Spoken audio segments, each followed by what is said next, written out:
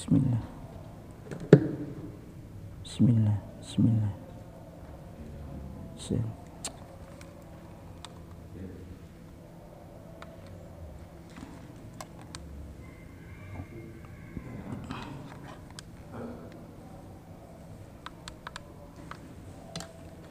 Iya ternyata. Bismillah. Bismillah. Bismillah. Bismillah.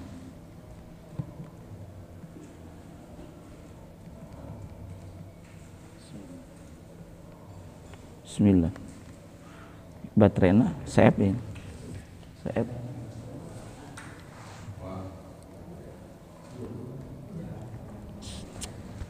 Enggak ada. Saeb. Bismillahirrahmanirrahim. Bismillahirrahmanirrahim. Bismillah. Saeb.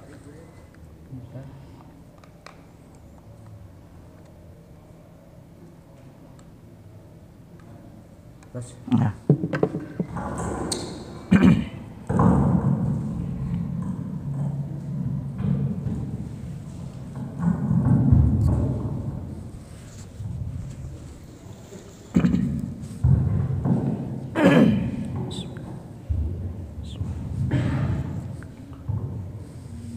Assalamualaikum warahmatullahi wabarakatuh.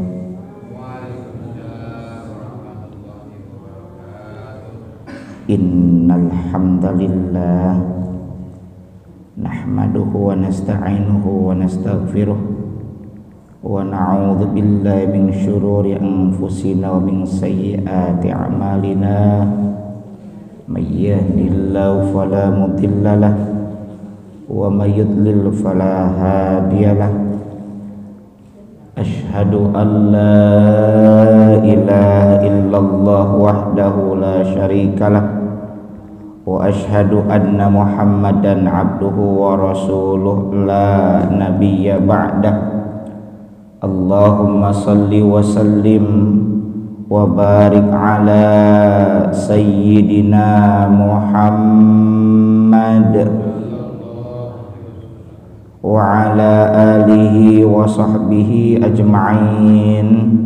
Amma ba'du. Subhanaka la ilma lana illa ma 'allamtana innaka antal alimul hakim. Rabbi shrah li sadri wa yassir li amri wahlul 'uqdatam min lisani yafqahu qawli.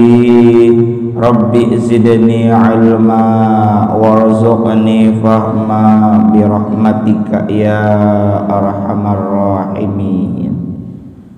Yang kami muliakan para asatidah, para hujjaj, para sepuh bini sepuh, jajaran Dewan Kemakmuran Masjid Jami Al-Barokah Kampung Baru, para bapak, para ibu, saudara, saudari sekalian, jamaah salat fardu subuh berjamaah di Masjid Jami Al-Barokah yang mudah-mudahan senantiasa ada dalam rahmat dan ridho Allah Subhanahu wa ta'ala. Puji dan syukur mari sama-sama kita panjatkan kehadirat Allah Subhanahu wa ta'ala yang senantiasa menganugerahkan segala karunia nikmatnya. Utamanya adalah nikmat iman, nikmat Islam, nikmat sehat wal afiyah, juga tidak lupa pula adalah nikmat waktu luang. Alhamdulillah. Salawat beriring salamnya semoga senantiasa tercurahkan kepada insan teladan sepanjang zaman yang membawa umatnya minal zulumati ilan nur, dari zaman jahiliyah menuju zaman islamiyah. Beliau adalah Kanjeng Rasulullah Muhammad sallallahu alaihi wasallam, juga teruntuk keluarga beliau, para sahabat beliau, para tabi'in, tabi'un tabi'in, atba'un tabi'in, hingga kita sekalian yang mudah-mudahan kita ini diaku termasuk di antara umatnya, dan semoga kelak mendapatkan syafaatul uzma dari beliau di yaumil akhir nanti. Amin ya Allah. Allah ya Rabbal Alamin. Mengawali pertemuan pengajian pada kesempatan Sabtu pagi ini, Sabtu kedua daripada bulan Rabiul Akhir 1444 Hijriah, persisnya adalah hari yang ke-10 daripada bulan Rabiul Akhir atau kita sebut silih Mulud 1444 Hijriah, bertepatan pula dengan 5 November 2022 Miladiyah. Mari kita awali dengan membaca suratul Fatihah. Pertama, kita wasilah Al-Fatihah ini tawasul dengan keberkahan suratul Fatihah. Kita mohon kepada Allah yang sakit di antara kita, kerabat kita, jamaah kita, handai taulan kita, tetangga kita, semoga diberikan kesembuhan segera oleh Allah Ta'ala, diberikan kesabaran, ketabahan, kekuatan sehingga bisa melewati ujian tersebut. Juga kalau perlu biaya, dimudahkan biaya untuk berobatnya. Yang sedang usaha, yang sedang bekerja, semoga dimudahkan, milik rizki halalan thayyiban mubarakah, hasil maksud yang dicita-citakan. Putra putri kita pula yang sedang thalabul ilmi, sekolah, kuliah, nyantri dan sejenisnya, semoga dimudahkan dalam mencerna setiap ilmu yang dipelajari, hasil ilmu yang bermanfaat. Putra putri kita Allah jadikan putra putri yang salih, salihah, berbakti kepada kedua orang tua dan berguna bagi nusa bangsa dan tentunya agama. Masjid kita juga yang sedang membangun semoga cepat selesai, dan tentu bukan fisiknya saja yang selesai kita makmurkan, tapi juga masjidnya kita makmurkan dengan aneka macam kegiatan keumatan, serta pengajian kita senantiasa istiqomah kita hadiri di masjid ini dengan berbagai agenda kegiatan. Tidak hanya saja oleh bapak-bapak, ibu-ibu yang hadir hari ini, tapi juga bisa dihadiri oleh saudara-saudari kita yang lainnya.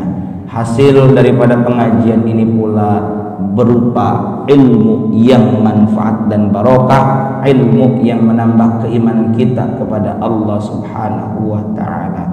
Ala hadhihi niyyah wa ala kulli niyyatin salihah wa ila hadratin nabiyil mustafa Muhammadir Rasulillah sallallahu alaihi wasallam wa ala alihi wa azwajihi wa dhurriyyatihi wa ahli baitihi wa liman dakhala fi baitihil kiram syai'un lillahi lahumul Fatihah. A'udzu billahi minasy syaithanir rajim. Bismillahirrahmanirrahim. Alhamdulillahi rabbil alamin. Ar-Rahmanir Rahim. Maliki yaumiddin. Iyyaka na'budu wa iyyaka nasta'in. Ihdinas siratal mustaqim. Siratal ladzina an'amta 'alaihim ghairil maghdubi 'alaihim waladdallin. Rabbighfirli wa liwalidayya amin. Kita sambung dulu dengan membaca Sayyidul Istighfar. Semoga dengan Sayyidul Istighfar ini Allah ampuni segala dosa-dosa kita, sebab dosa-dosa ini yang menghambat amal-amal kebaikan kita. Bismillahirrahmanirrahim. Allahumma anta rabbi la ilaha illa anta khalaqtani wa ana 'abduka wa ana 'ala 'ahdika wa wa'dika mastata'tu a'udzu bika min syarri ma sana'tu abu'u laka bi ni'matika alayya wa abu'u bi dzambi faghfir li fa innahu la yaghfiru dzunuba illa anta. Ya, ini Sayyidul Istighfar. Sayyid itu adalah pimpinan, junjungan, penghulu dari segala istighfar. Seperti kita maklum hari Jumu'ah itu sebagai Sayyidul Ayyam, penghulu pimpinan dari hari-hari yang ada di dunia ini ya. Jadi ini istimewa, ini Sayyidul Istighfar. Saya ingin menyampaikan dulu kenapa ini disebut Sayyidul Istighfar. Karena pertama, di dalam bacaan Sayyidul Istighfar ini ada pengakuan tauhid, yakni kita mengesahkan tentang ketuhanan Allah Subhanahu wa taala. Makanya tadi ada kata Allahumma, berarti kita mengakui Allah sebagai ilah, sebagai zat yang disembah. Karena la ilaha maknanya la ma'buda bihaqqin fil wujudi illallah. Yang kedua, adanya kita pengakuan terhadap Allah sebagai Rabb kita. Makanya ada la ilaha illa anta khalaqtani. Setelah kita menyebut Allah sebagai ilah, al-ma'bud yang disembah dengan sebenarnya, kita mengakui Allah sebagai Rabb, yakni Allah sebagai pencipta. Khalaqtani, engkaulah yang menciptakan aku. Kemudian kita juga mengakui Allah sebagai zat satu-satunya yang patut diibadahi dengan sebenar-benarnya, dan Allah lah yang berkuasa kepada kita. Dan di situ kita mengakui, artinya apa? Ya Allah, engkau yang nyiptain saya, engkaulah yang menjadi zat yang patut disembah. Kami mengakui tentang adanya pemenuhan janji darimu. Intinya kita ngalem dulu, kalau kata orang Sunda ngalem teh, muji dulu kepada Allah Subhanahu wa taala. Sehingga engkaulah yang tahu segalanya ya Allah, engkaulah yang menghendaki segalanya ya Allah, termasuk takdir, skenario apa yang kita alami. Karena itu terhadap dosa yang aku lakukan, ya mohon kiranya engkau memaafkan aku. Kira-kira gitu. Jadi yang menjadi istimewa Sayyidul Istighfar ini adalah pengakuan dulu kepada Allah. Kalau kita ngaku sama Allah dengan segala kekurangan, kealpaan, kekhilafan, dan begitu banyaknya dosa kita, kalau sudah ngaku, kira-kira dimaafkan tidak? Insya Allah. Kayak begini deh, Bapak beramal, daripada Bapak menyombongkan diri, ini amal saya banyak, padahal aslinya banyak kurangnya, padahal aslinya banyak catnya. Lebih baik kita ngaku dengan segala kekurangan. Seperti pernah saya bilang nih, saya ingin ngasih sesuatu kepada raja, tapi kita ngaku dulu, ya raja, saya pengen banget ngasih yang banyak kepada engkau, tapi apa daya aku ini hanya hamba rakyat jelata, seorang hamba rakyat jelata miskin, pengen ngasih mah tapi dengan segala kekuranganku, apa daya, ini cuma segini doang.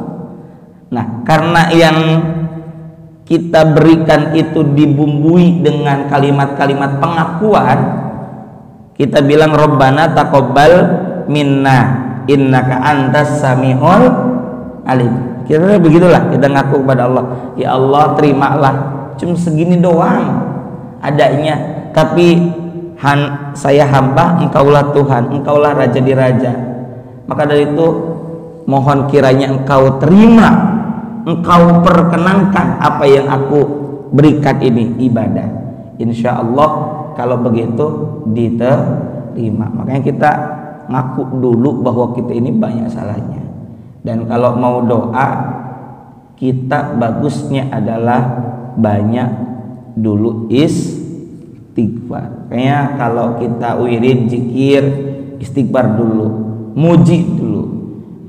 Kadang-kala para ulama mengajarkan banyak dulu muqaddimahnya, banyak dulu mujinya, banyak dulu ngalemnya kepada Allah. Masalah permintaan nggak banyak-banyak, nggak panjang-panjang, malah yang penting Rabbana atina fid dunya hasanah wa fil akhirati hasanah wa qina adzabannar. Singkat, padat, betul nggak? Ya Allah, ya Tuhan kami, berikanlah kepadaku kebajikan di dunia, kebajikan di akhirat, hindarkan aku dari siksa api. Cukup nggak? Aslinya cukup nggak? Cukup. Kaya, baci, mendapatkan kebaikan di dunia berupa apa? Kaya, anak sehat, soleh-solehat, nurut, bakti. Itu namanya fid dunya hasanah. Jadi itu sebenarnya sudah mencakup, kata orang Bogor, ngawengku. Leres tak? Sebenarnya itu makanya disebut doa sabu jagat.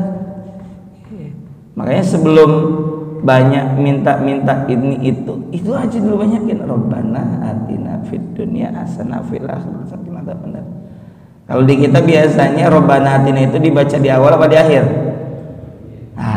Rabbana atina ya dah kirim diri bagikan dia berkatnya gitu orang mah.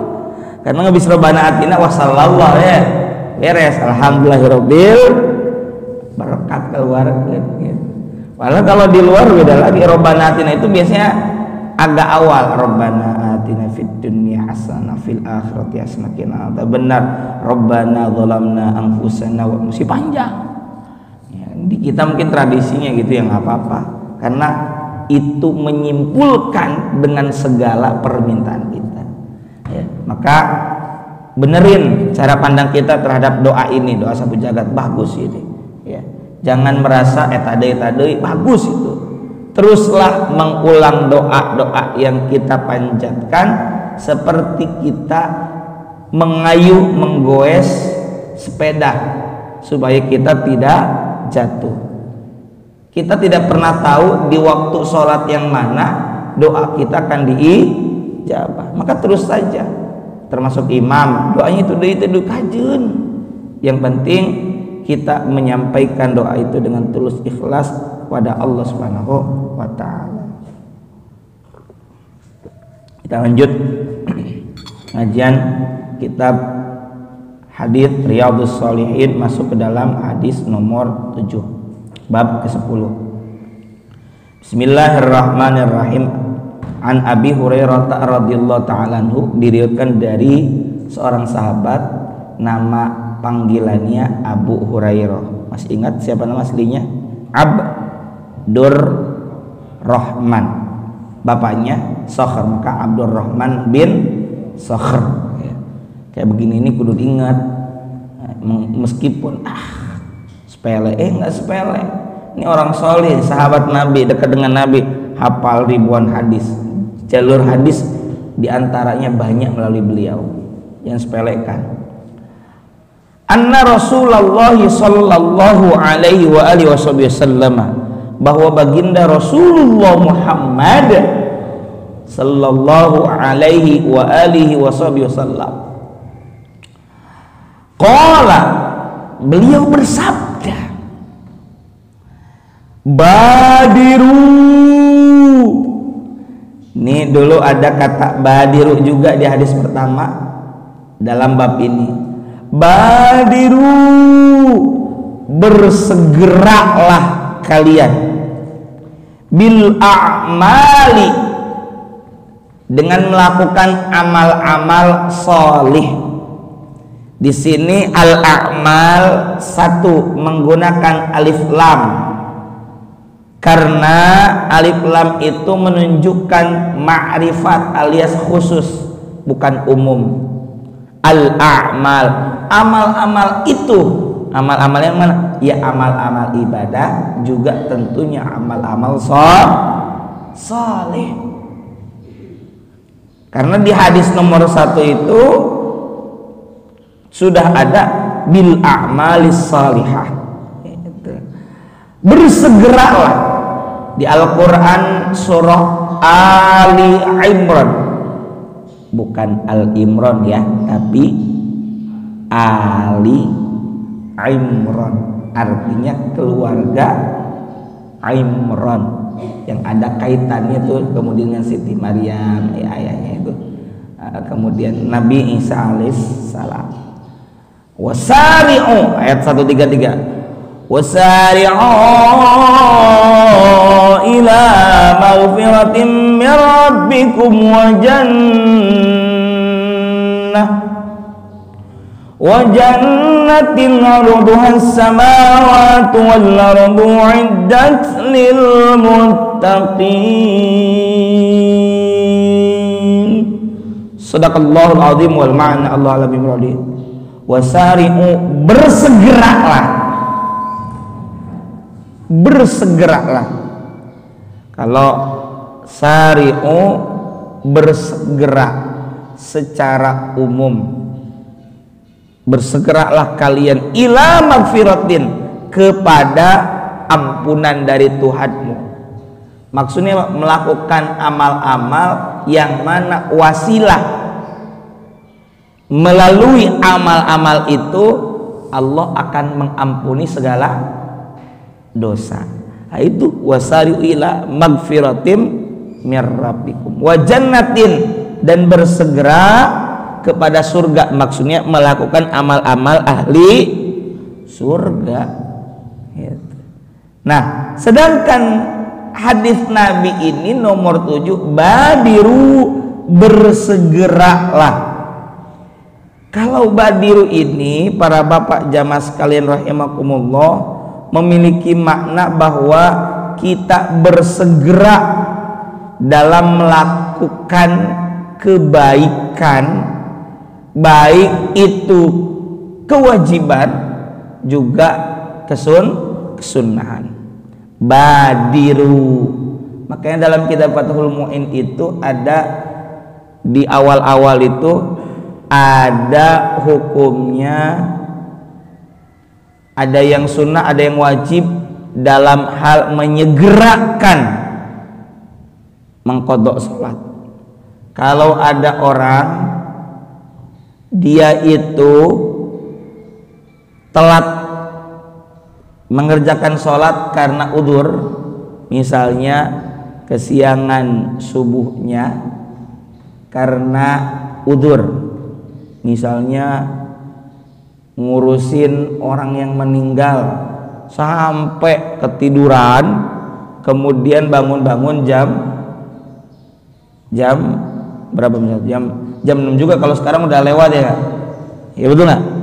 Sekarang syuruk itu jam berapa? Jam 5.20 kalau salah, atau 5 berapa? Enggak nyampe 5.40 enggak. Maka kalau nih dalam pertemuan, kalau udzur itu berarti alasannya yang dibenarkan oleh agama, bukan disengaja-sengaja, maka mengqadhanya sunnah disegerakan. Tetap kudu diqadha ya. Tapi kalau ada orang sholat zuhur kelewat karena melalaikan, seperti apa?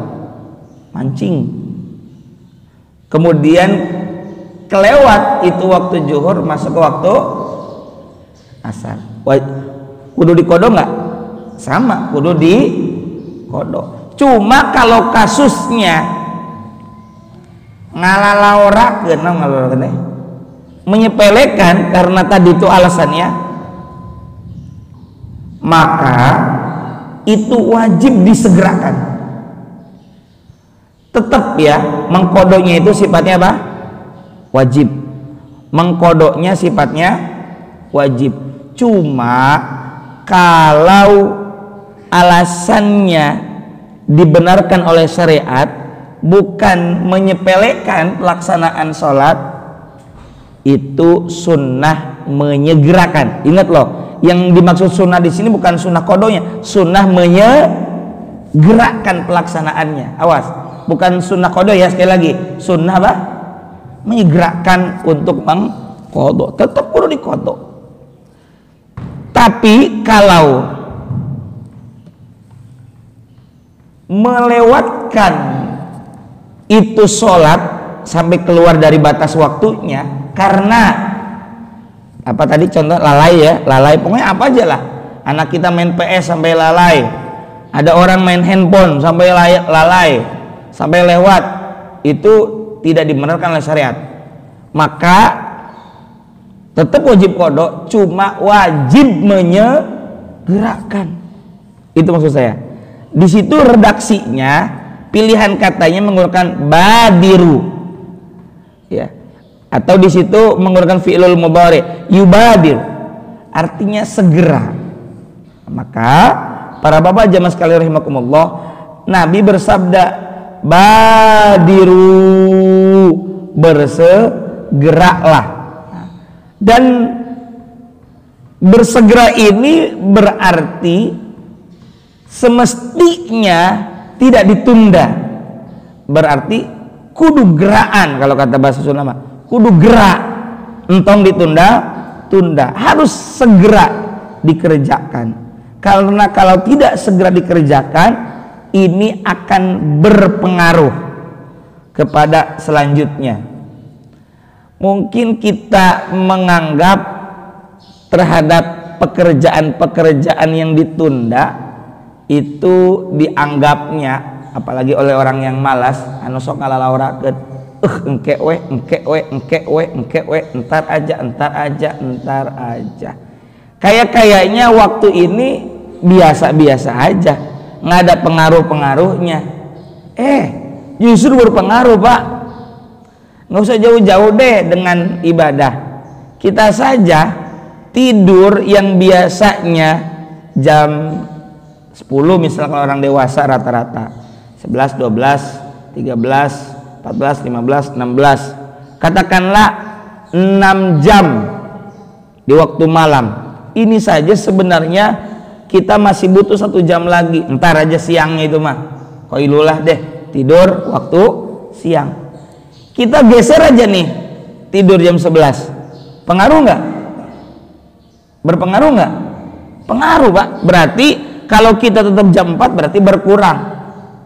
Kalau tidak berkurang, ya bergeser, berarti subuhnya telat bangunnya. Kira-kira begitu. Jadi jangankan ibadah, ternyata dalam perkara yang mubah, yang sifatnya boleh dalam berupa perbuatan-perbuatan kita, itu berpengaruh. Berpengaruh sekali. Anak kita sekolah masuk jam berapa, saudara? 7 misalnya.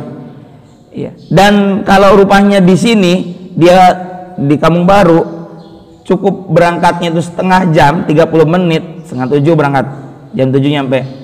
Dia berangkat aja telat 10 menit. Iya. Kalau dengan durasi dan kecepatan kendaraannya, misalnya angkot butuh waktu 30 menit, segitu-gitu juga, ya tentu akan berpengaruh, datangnya menjadi telat. Walaupun dengan kecepatan tinggi berarti diburu-buru. Kita sering menganggap begini, asa teka rasanya hirup teh gini geus kieu deui, bukan tidak terasa.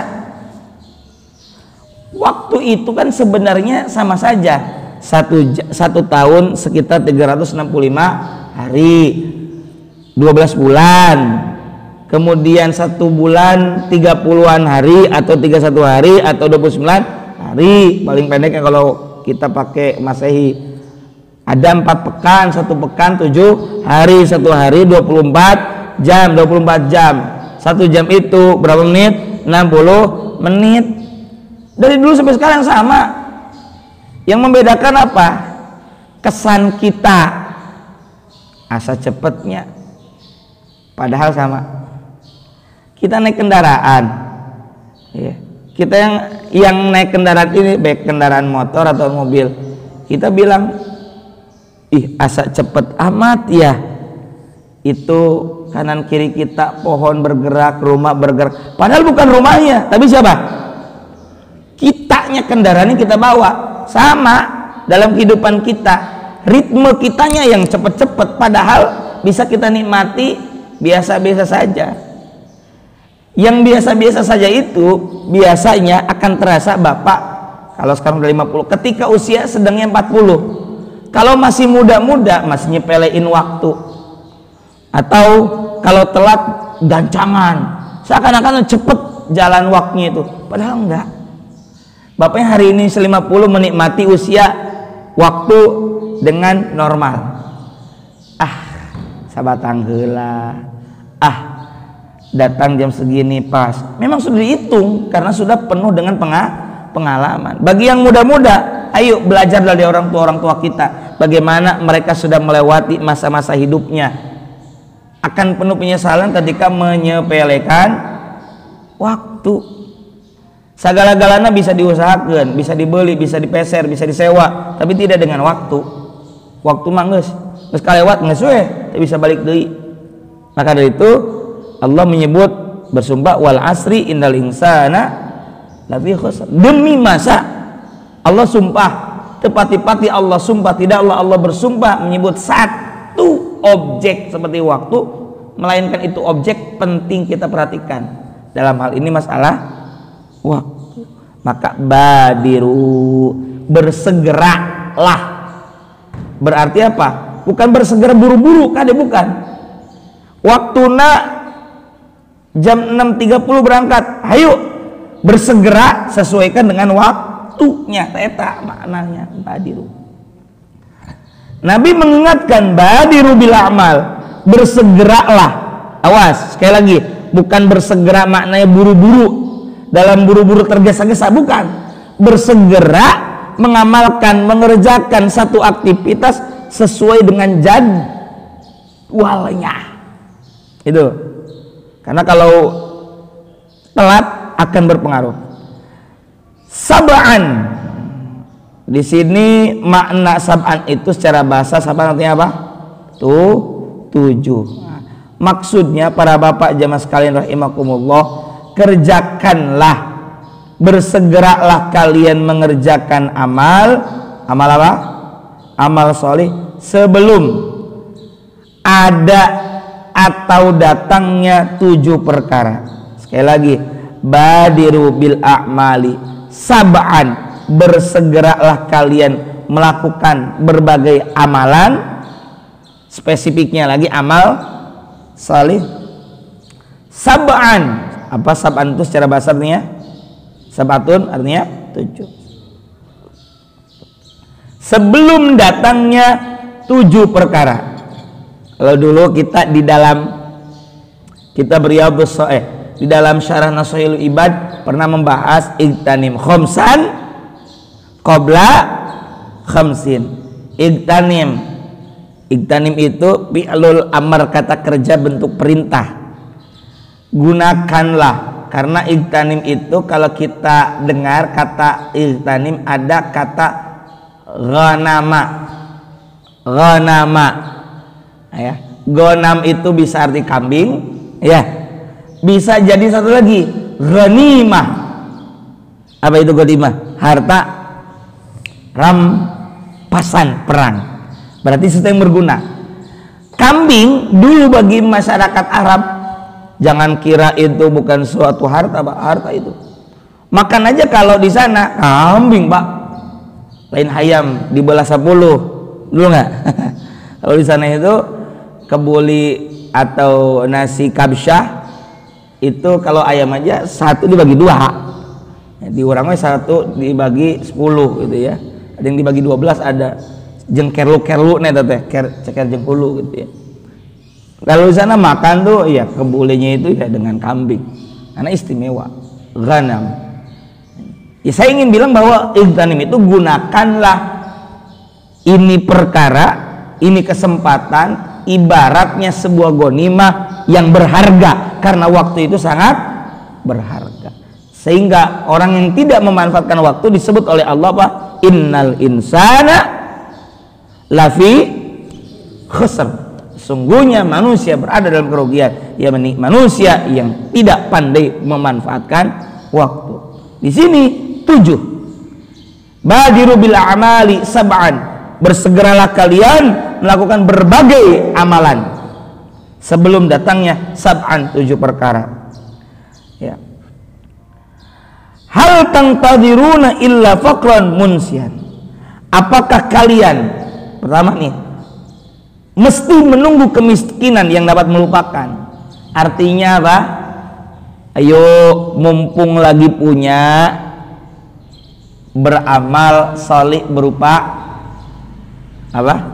Sodakoh, donasi, beramallah kamu dengan harta kamu. Mumpung, kalau kita kan istilahnya aji mumpung, mampang mumpung. Jangan nunggu nanti datangnya kemiskinan yang bisa melupakan. Yang namanya kemiskinan biasanya melupakan banyak kemaslahatan, melupakan banyak kebaikan. Kemiskin mah kita ini disibukkan dengan aneka kegiatan yang tujuannya untuk menutupi kefakirannya. Ayo gawe. Padahal mumpung lagi diberikan kelebihan rezeki oleh Allah, ayo beramal dengan apa yang kamu miliki. Jangan nunggu entar gitu ya. Yang ada nanti kapan keburu dikafanin. Jadi tong nunggu engke bisi kabur jadi bangke. Aughinan mudghian, atau kekayaan yang dapat menimbulkan, secara bahasa mudghian itu dari kata togho. Ada togho ya dalam surah Al-Lail ya. Berapa itu? Ada lagi kata toghut. Togo itu yang menimbulkan kesombongan.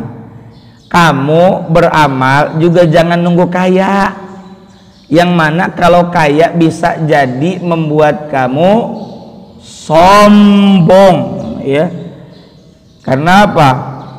Karena ketika kita memiliki satu kelebihan, cenderungnya lalai dan sombong, lalai untuk melaksanakan hak dan kewajiban penghambaan kita kepada Allah Subhanahu wa ta'ala. Contoh deh, Bapak pernah dengar ya kisahnya Qorun ya. Bagaimana Qorun dulu itu? Kaya miskin aslinya? Aslinya miskin, nggak punya apa-apa. Asalnya dulu miskin, lalu dibantu, diberi modal, kemudian tambah kaya, ditagih ya untuk sejenis zakat kayak gitu. Kira-kira waktu kalau kita dengar ceritanya ya dalam Al-Quran ada, dia ngasih nggak ketika ditagih buat zakat? Dikasih nggak? Enggak kan? Korun itu corona, bukan coronavirus, artinya yang bareng, karena saking kayaknya hartanya itu selalu dibawa kemana-mana gitu. Kunci gudangnya aja kudu dipanggul sama banyak orang gitu, saking kayanya. Sampai kemudian oleh Allah Ta'ala dibenamkan, dikubur itu Qarun dan harta-hartanya di dalam perut bumi. Makanya orang kalau nemu sesuatu di dalam perut bumi disangkanya harta Qarun, padahal Qarun di mana, orang di mana, jauh tuh ya. Nah, kemudian oleh orang Sunda Qarun itu jadi koret gitu ya, koret. Jangan. Nah, jangan nunggu kaya seperti Qarun. Meureun logika nama kieu meureun. Orang keur miskin nama fokus we kan tadi katanya kalau kaya itu melupakan kemaslahatan karena disibukkan kerja dengan duit we. Kewe mun geus boga duit karak daek sodako. Geus kaya boroning bura bere kadulur ge poho, bener teu? Istuning bisa mereka batur, jangankan ngasih ke orang lain, mayar hutang oge hese gitu. Itulah orang yang pelit. Maka kalau nunggu kaya justru kita akan melalaikan dan merasa dirinya yang memilikinya. Masih ingat dulu itu saya mengisahkan dari Sahih Bukhari, Nabi menyampaikan ada 3 orang di zaman Bani Israel yang diuji. Yang satu diuji dengan penyakit apa? Kulit abros itu apa? Sopak, yang albino apa yang putih-putih itu. Kemudian ada lagi yang kedua diuji dengan botak terus alias apa? Rontok terus, nggak tumbuh rambut. Yang ketiga orang yang diuji dengan penyakit buta. Lalu didatangkan malaikat. Nah, kamu mau apa? Orang pertama, saya pengen sembuh. Dicabak ditiupkan, didoakan sembuh. Pengen apa lagi? Pengen unta atau sapi, dikasih. Orang kedua, yang apa? Botak. Pengen apa? Pengen sembuh. Terus saya pengen harta, dikasih lah apa? Unta atau sapi. Orang ketiga pengen apa? Saya mah pengennya bisa melihat orang-orang yang baik. Ini orang baik nih sebabnya. Kemudian dibacakan doa sembuh. Lalu pengen apa? Terserah, pengen apa aja. Kambing mau boleh. Jadi orang ketiga ini baik. Singkat cerita, sekian waktu berjalan, orang pertama kaya berlimpah itu sapinya sepenuh lembah, punya dia doang. Orang kedua juga sama, orang ketiga sama. Diuji kepada orang pertama. Malaikat datang dengan rupa yang buruk. Pak, minta pak. Sana kamu. Kebetulan kulitnya jelek. Kamu jelek amat sih. Ya, minta pak. Saya buat bekal. Enggak. Ini hasil usaha saya. Tuh begitu. Orang kedua juga sama. Akhirnya doakan dengan doa yang buruk, semoga Allah membalikkan kamu kondisi yang awal. Akhirnya jelek lagi, sakit lagi, miskin lagi. Sedangkan orang yang ketiga justru makin bertambah karena mau bersedekah. Nah ini, jangan nunggu kaya kalau kita mau beramal. Beramallah kamu sebelum nanti kalau kamu kaya tapi kamu sombong. Karena orang sombong itu ada karena fisik, materi, ada yang karena nggak materi. Kalau karena fisik merasa punya harta banyak, punya jabatan. Tapi non fisik apa? Merasa lebih hebat, merasa lebih berjasa, merasa lebih banyak ilmunya, merasa lebih ikhlas. Itu juga sama. Hati-hati, itu ujian itu. Yang kemudian kita dihembuskanlah oleh setan, oleh iblis dan juga oleh nafsu kita sikap sombong. Naudzubillahi min dzalik. Makanya di kita ini diajarkan apa? DP handap asor alias tawadu, rendah hati. Au maradun mubsidan. Yang ketiga, atau kerjakanlah amal itu sebelum datangnya penyakit. Maradun mubsidan, penyakit atau sakit yang dapat mubsidan, merusak. Ya. Namanya penyakit, Pak, itu datang bisa kapan saja. Itu ujian satu sisi. Tapi hati-hati, kalau kita nggak bisa menyikapinya dengan baik, yang ada keluh kesah, ya nggak akan ada pahala. Kalau kita keluh kesah tidak ada kesabaran, harus sabar, berjuang. Ya, penyakit itu ya bisa merusak apa? Merusak akal atau badan kita, jasad kita, dan kadangkala bisa menjadi penghalang kita untuk melakukan berbagai perbuatan. Maka mumpung masih sehat, ayo sebelum datangnya nanti sakit. Geus gering mah, kalau sudah sakit mah mikir oge hese. Mau ke masjid juga terhalang, mau sholat juga kalau kita punya sakit, jangankan ke masjid, di rumah saja susah. Maka ayo bersegeralah mumpung posisi kamu di waktu sehat. Tong dingkeng. Au haraman mufannidan. Yang keberapa? Yang keempat. Satu tadi sebelum datangnya fakir, kedua kaya yang membuat sombong, tiga sakit, empat au haraman mufnidan, atau ada mufnidan, ada mufannidan gitu. Atau sebelum datangnya usia tua yang melemahkan. Jangan nunggu entar.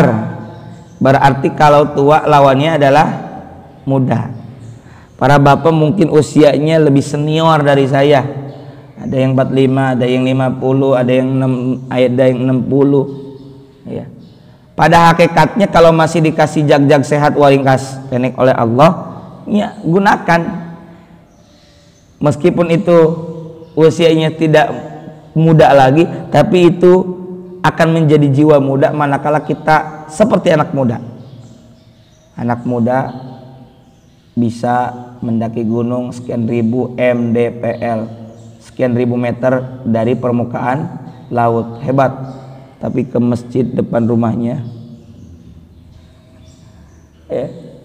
ya Allah, jangan sampai di masjid apalagi subuh lebih banyak aki-aki, bukan akhi-akhi. Akhi naon? Kapan akhi teh dulur biasanya. Ya, saudaraku, lur ya. Lur, ka mana lur? Akhi bahasa orang bahasa Arab nama gitu ya. Jangan sampai cuma ada aki-aki daripada akhi. Akhi bukan berarti menjelekkan aki-aki, enggak gitu ya. Tapi ini penting kudu ada semuanya gitu. Yang muda biar ajan ya kan, gantian. Yang tua bagian ngimamin doa. Ya imam bukan berarti nggak boleh ada laki-laki, orang tua nggak boleh. Alangkah lebih baik kita kader orang anak muda. Nah, jangan nunggu nanti usia tua yang mana munfidan atau mufnidan atau mufannidan, yang mana kalau tua itu para bapak menyebabkan seseorang biasanya terjatuh, terperosok ke dalam perkataan yang kalau dalam sarahnya nih ngelantur. Namanya waktu tua pak, punten maaf sekali. Tong boro anu kolot nu ngorage capek emang ngomongnya balelol, tunduknya balelol. Ya, saya di sini bukan setahun 2 tahun, lebih dari 2 tahun. Ada waktunya saya juga mengalami kertunduh mah, ya dipaksakan ngomong saja. Saya saja kadangkala ini dilambatin ngomong supaya tidak salah ngomong, karena bisa jadi kondisi saya sedang ngantuk. Saya paksakan mata ini melotot buka dan ngomongnya pelan-pelan, khawatir kalau cepet-cepet saya terpleset, saya tidak bisa mengendalikan, mengontrol omongan saya. Disalah saya ngomong kayak pelan-pelan. Nah, jangankan tua, muda saja bisa balelol. Nah, balelolnya ya gitulah balelol. Apalagi maaf sekali lagi bapak-bapak yang tua, apalagi kalau sudah ada gangguan saraf tertentu.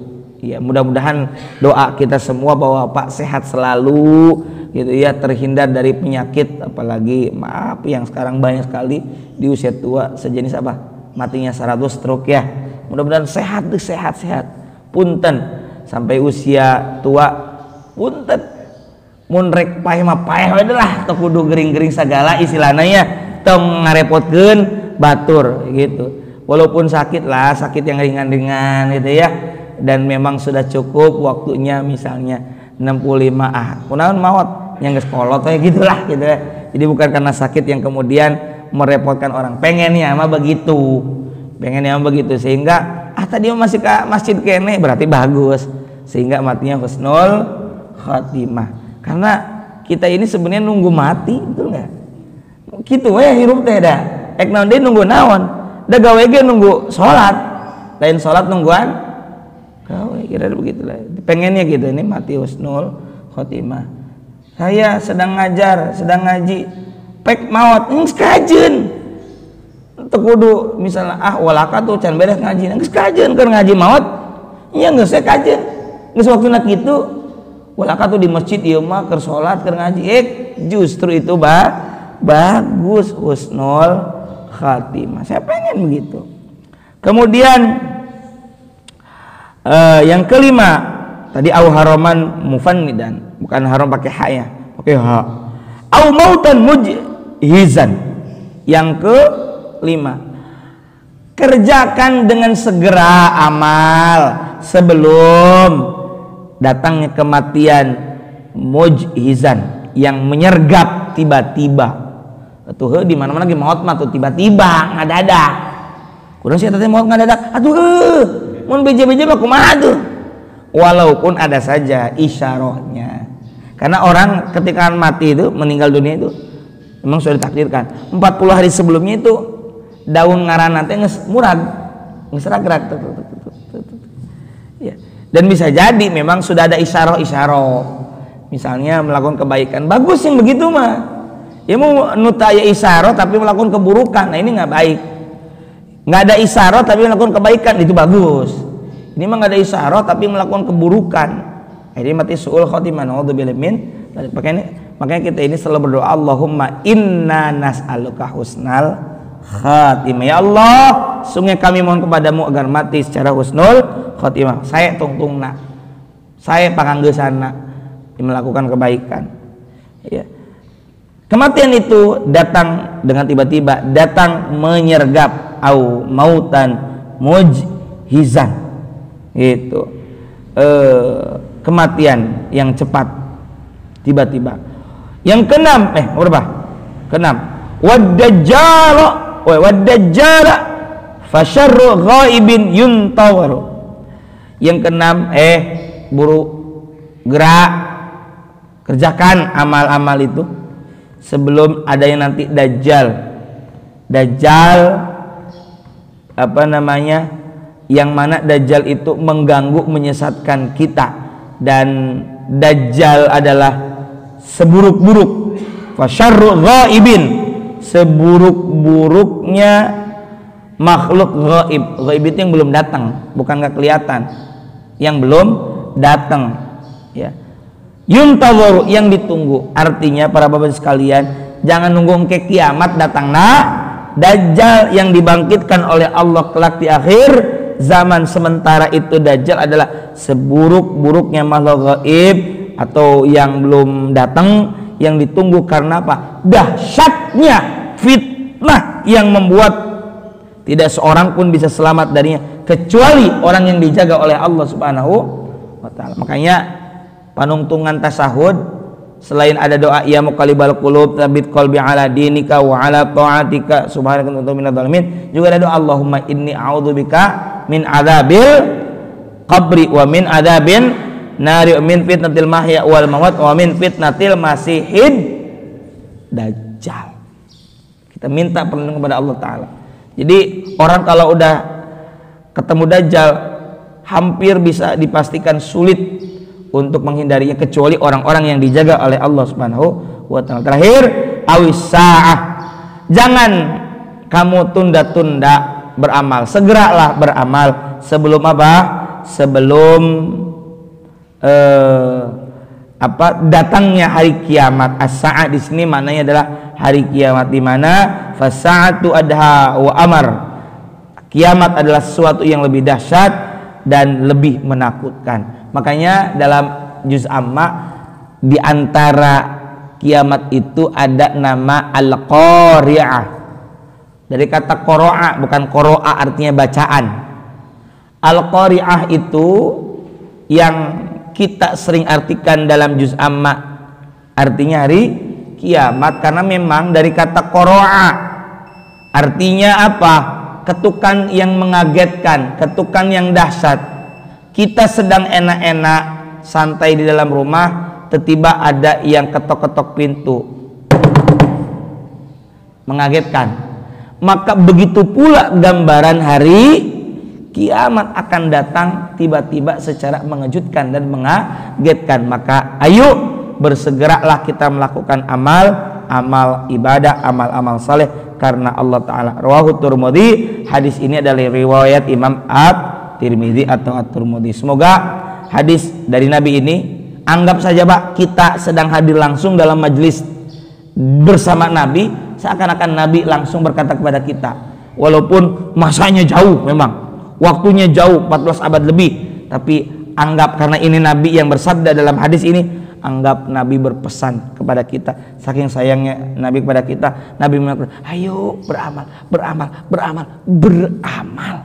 Ibadah, amal saleh, ketaatan, apapun itu sebelum nanti datangnya 7 hal. Apa saja yang pertama?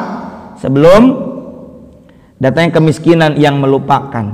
2, kekayaan yang menimbulkan kesombongan. 3, sakit yang dapat merusak. 4, usia tua yang melemahkan.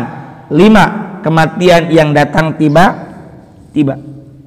Berapa? 6, atau sebelum datangnya apa? Dajjal, yang mana Dajjal adalah seburuk-buruk makhluk gaib yang ditunggu. Yang ke-6 ya, menunggu datang yang ke-7, jangan nunggu datangnya hari kiamat ya. Ayolah bersegera. Jangan kelamar tapi gerak cepat. Kudu gercep cepat ya. Itu saja mungkin para bapak jamaah sekalian rahimakumullah, mudah-mudahan kita bisa amalkan pesan dari Nabi Muhammad sallallahu alaihi wasallam. Ada pertanyaan? Kalau tidak ada, mari kita tutup dengan doa. Astaghfirullahaladzim ya maulana ya ma'bud ya karim ya Allah ya mujibas sa'ilin. Amin ya Allah ya rabbal alamin. Bismillahirrahmanirrahim. Alhamdulillahi rabbil alamin. Hamdan na'imin, hamdan syakirin, hamdan yuwafi ni'amahu yukafi mazidah. Ya Rabbana lakal hamdu wa lakas syukru kama yanbaghi li jalali wajhikal karim wa li'azimi sultanik. Allahumma salli ala nuril adnwar wa siril asrar wa triyakil lagyan miftahi babil yasar sayyidina wa maulana Muhammadinil mukhtar wa alil athhar wa sahabil akhyar adada ni'amillahi wa ibdalih. Allahumma ighfir lana dhunubana wa liwalidina warhamna warhamhum kama rabbawna shighara wa li jami'il muslimina wal muslimat wal mu'minina wal mu'minat al ahya'i minhum wal amwat innaka sami'un qaribun mujibud da'awat ya qadiyal hajat. Allahumma ij'al hadha jam'ana jam'an marhuma wa tabarruqna min ba'dihi tabarruqan ma'suma. Allahumma inna nas'aluka husnal khatimah wa na'udzu bika min su'il khatimah. Rabbana anfa'na bima 'allamtana rabbi 'allimna alladhi yanfa'una rabbi faqina faqih ahlana wa qarabatil lana fi dinina ma'alil qudrin wa dzakar wa hasbunallahu ni'mal wakil wa la hawla wa la quwwata illa billahil aliyyil azim. Wa sallallahu ala sayyidina Muhammad wa ala alihi wa sahbihi wa sallam. Subhana rabbika rabbil izzati amma yasifun wa salamun alal mursalin walhamdulillahi rabbil alamin. Ini saja mungkin yang bisa kami sampaikan. Semoga ada manfaat dan barokahnya. Mohon maaf atas kekhilafan-khilafan. Allahul muwaffiq ila aqwamit thariq. Assalamualaikum warahmatullahi wabarakatuh.